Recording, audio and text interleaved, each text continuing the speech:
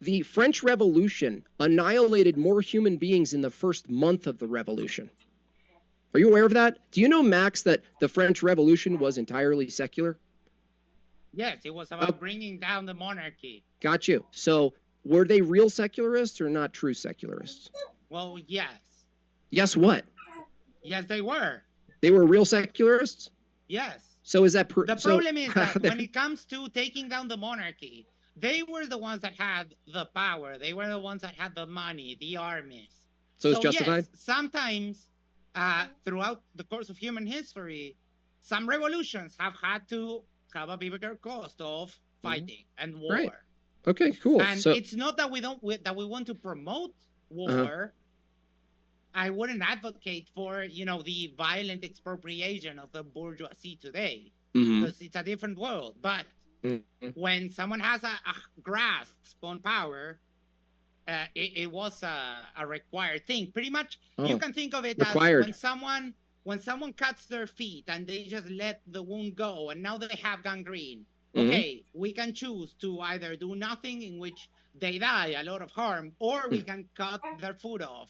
We do a little bit of harm, but then we give them life on the long run. So it's a choice between harm and harm. Wait a second. Wait, no, I'm talking about the French Revolution. They didn't give the option of life in the long run. They annihilated a lot of people. Yes, the bourgeoisie. Why? Because they would have plotted to continue back. Is it excusable? No, but it's an evil action that had to be done for the sake of the society. Okay, so you're okay with Malthusianism then, under the secular view? Is that true? Okay, so look, if it were the case that, under your view, that the amount of resources was far less than the amount of people, and you have a choice to eliminate a third of the people and save the 2/3 so they can flourish, or maintain the population and have them all slowly starve to death. So under that view, isn't a necessary evil under secularism to annihilate the 1/3 so the 2/3 can flourish? Or what's wrong with that? Basically a trolley problem. There is no real answer to any of this. It's like, well, it's either face extinction or do something unbelievably cruel. And most reasonable people, when faced with that, they would say, like, okay, yeah, the cruel thing would be the best because it ensures survival. But again, you have to go to all of these fringe sides. No. We can talk about like regular, everyday what's regular? Of morality. No, regular everyday prescriptions we've already covered. You have no obligation. I've established through secular humanism. There's no obligation to procreate. Okay. We've covered that. Okay. If I've already established everyday things, including how do you repopulate your society such that it flourishes, you would have to have a moral obligation and duty to reproduce, but you don't. You don't have a moral obligation to maintain the tenets of secular humanism. Christianity does have a moral obligation to maintain the tenets of Christianity. Secular humanist doesn't have a moral obligation to stay married. Yeah, why would you? If that relationship is not working anymore, the moral thing is to go and... What do you mean the moral thing? And rebuild your life again. That's the moral thing? Yes. Based on who? Do you think that living 60 years of an unhappy marriage is the moral thing? Because your little fictional fairy tale book says that... No, you didn't answer my question. No, you didn't answer my question. Why is that the moral thing? Why is it the moral thing? Because the moral thing for people is to go where in pursuit of happiness. Oh, happiness is the moral thing. So if it makes me happy to take over the government and inform all policy by Christian ethics, then I should do that, right? No. Why not? That makes me happy. Again, you're hijacking an argument. No. What do you mean You're hijacking an argument. I'm using your logic, dude. You're hijacking an argument to try and put it somewhere else where it doesn't go. No, hold on. You're not going to make a general prescription of someone divorcing themselves to go in pursuit of their own personal happiness. You just said so. And you're taking a personal argument which applies to that person who's getting divorced, and you're abstracting yourself to I want to dominate all society. That's not abstract. That's the opposite of abstraction. If if I get a group of people, Max, that share my ideology and my prescriptives, and we all share that it's going to make us happy, right? We all agree it's going to make us happy to take the government and the legislative body, populate it with Christian ethicists. You see, this is rude. Like, what are you doing? I'm asking you, under secularism, how is that wrong, given that we're actually following your view of pursuing what makes us happy? Again, you're taking what I said was the pursuit of happiness of someone escaping a bad marriage, and now you're taking that position and abstracting it to it's your position. You said it's moral to pursue what makes you happy. Society, we're talking about human Society's made of individuals, dude. Society's made of individuals. If you, premise one is individuals should pursue what makes them happy. Premise two is a group of individuals makes them happy to take over the government and use their ethical system to inform law. It follows that C, according to your own paradigm, that they should do so. It's logical. Yes? Okay. Yes? Why would that escape the fold of secular humanism? Because they would be imposing their will on the other. Oh, really? They would be violating autonomy. And great. Great. Let's discuss this, Max. Do you believe that people have every right to believe what they believe so long as they don't enforce it on others, right? Yes. Okay, I don't believe in human rights. Okay. So do you believe that your belief in human rights, you should be able to use the government to enforce the view of human rights on me who don't? Why not? Because we don't police thought crime. It's only a problem.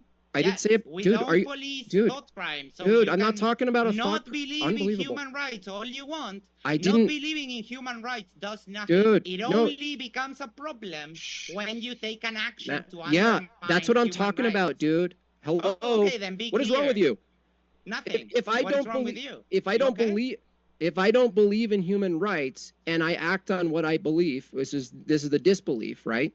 If I violate someone else's quote human rights, you, Max, believe in using force to enforce your belief in rights onto me who doesn't believe in it, right? In general, yes, that's part of the social contract. That's a contradiction. So if you're, yes, it is. You just contradicted yourself. Now everyone in the audience can hear it. I'll say it again.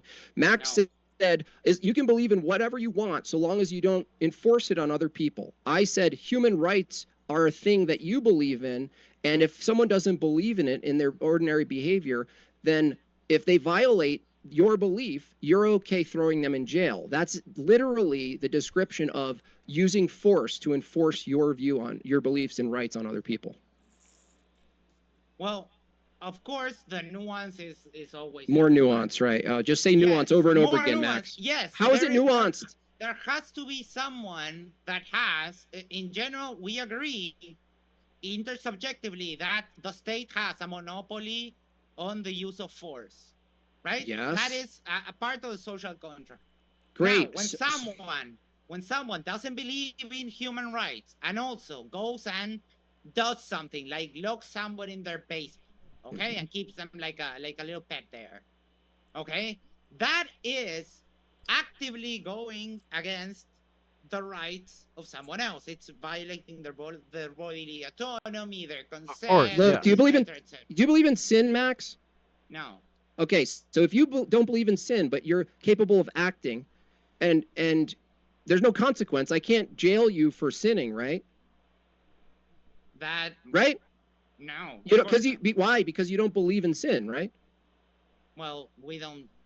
Yeah. Right? I mean, okay. No, not really. No. I mean, hold on. I know you're feeling trapped. I know you're feeling trapped here. No. I know you should feel trapped. The nuance is lost. More nuance. Like yeah. I got it. You're telling me if we're in a Christian society and the social contract right now states that it's a Christian, and then I do something that is perceived by the authority as as sinful, then it doesn't matter what I believe. I would still get in trouble. That's right. So, but that's what I'm reversing on you. If your sin is actually the violation of rights, that's what the secular has as a sin, right? That's yeah, it is. You believe in rights. They're totally imaginary. The characterization. Listen. You believe that rights, the concept of rights, we should be using the force if people don't believe in rights and their actions demonstrate a rejection of the existence of rights. You believe in coming in with a gun and jailing them. That's forcing your beliefs on people. Now, Max, the difference between me and you. Wait. Look, hold on. I'm almost finished. I'm almost finished. You get to talk after.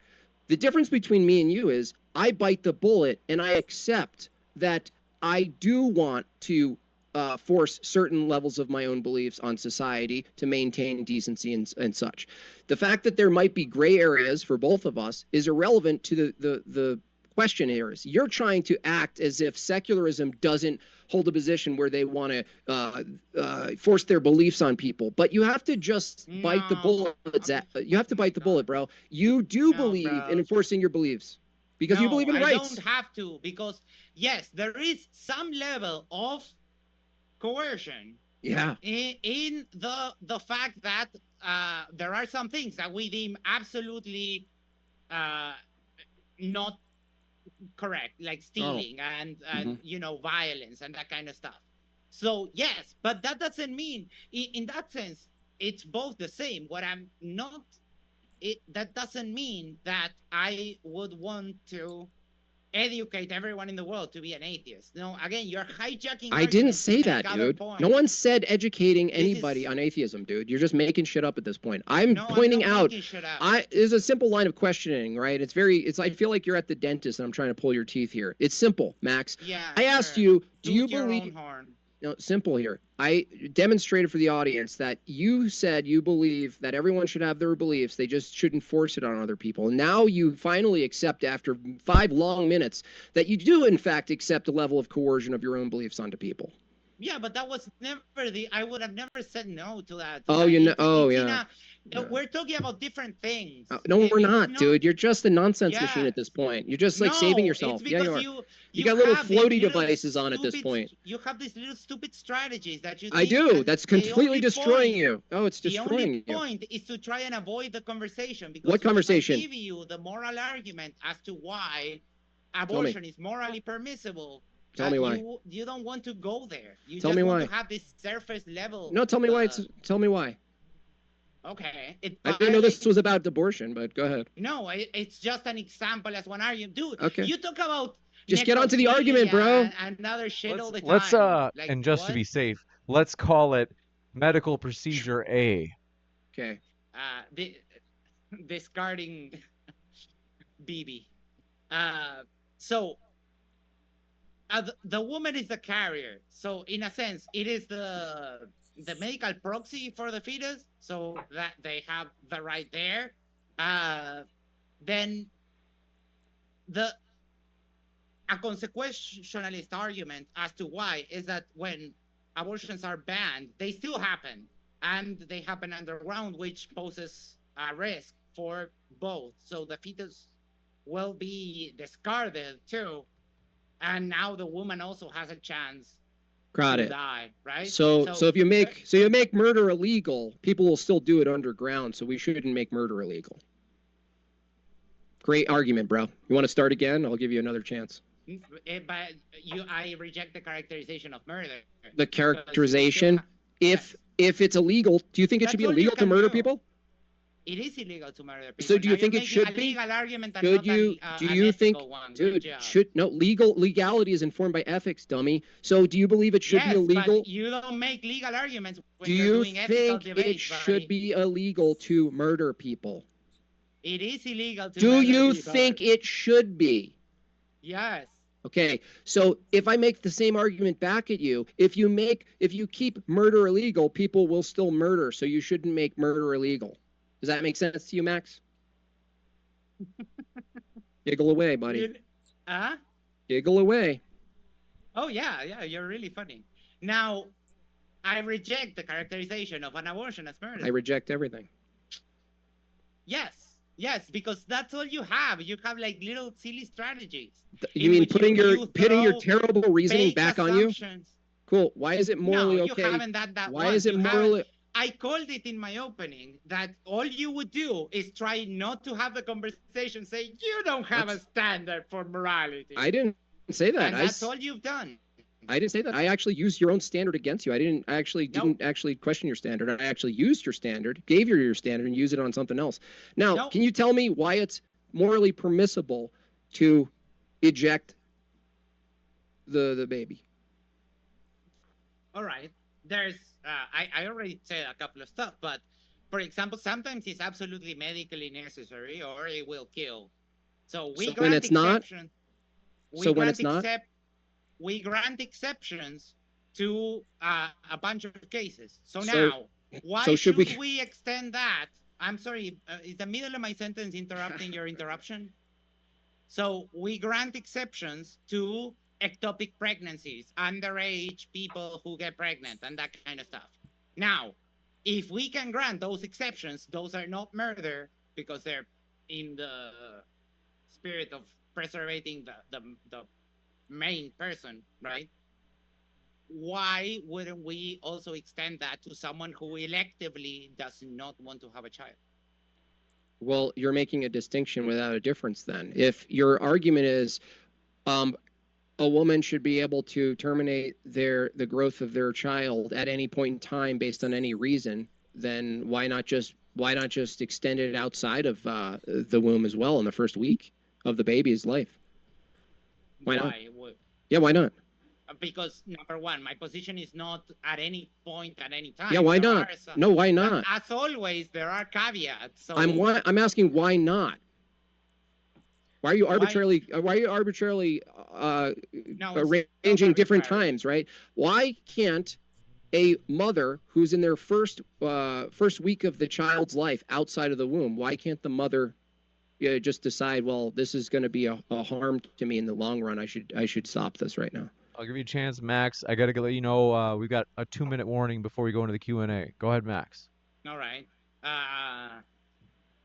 We don't assign personhood to the fetus, but once someone is born and they're viable and past a certain stage of development, I think it's 12 weeks? Then we grant that fetus personhood. Good. So first week, I don't want the baby's out crying, I'm breastfeeding, and I go. It's already a person, yeah.